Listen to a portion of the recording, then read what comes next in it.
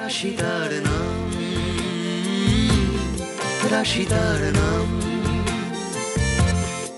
অনেকদিন ধরে তো আমায় দেখছেন, আপনার তো জানা উচিত যে রাশি কোনো মাটির তৈরি খেলনা নয় যাকে টোকা মারলেই ভেঙে যাবে।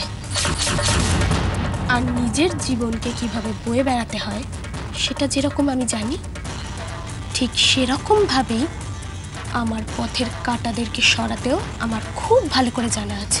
তাই কথায় কথায় এবার ফোড়ন কাটাটা একটু বন্ধ করুন। রাশি,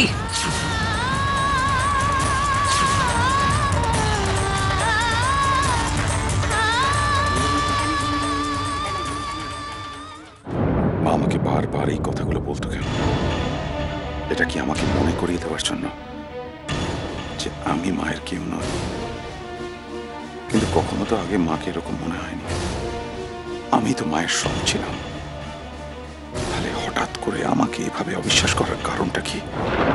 কি এমন হলো যাতে আমাকে আর ভরসা করা যায় না? কি এমন হলো? রাশি খাবার নিয়ে এসেছি।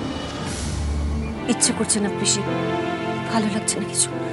না করো না পরমা, রাশি একা এলো তুমি এই একই কথা বলতো, সেই জন্য আমি এসেছি তোমার কাছে।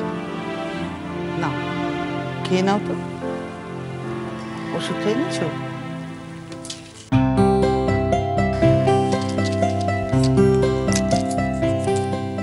এই নাও, ধরো ওষুধটা ধরো।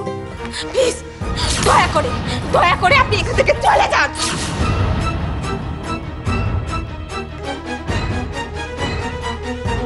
উচি আজও ড্রিম করছে।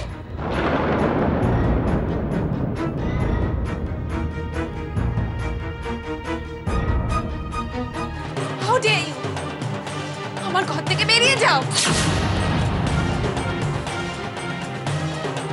যাচ্ছি। আমার উপর রাগ করে থেকে তুমি না খেয়ে থেকো, এটুকু অন্তত খেয়ে নিও।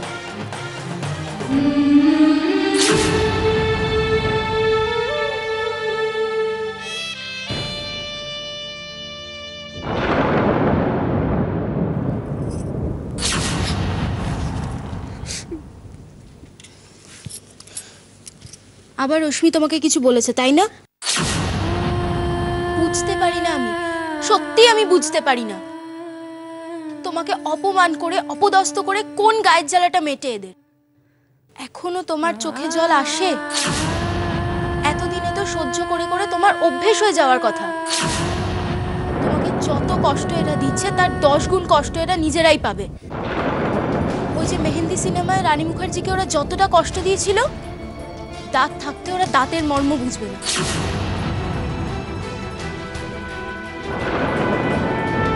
রাশি, রাশি,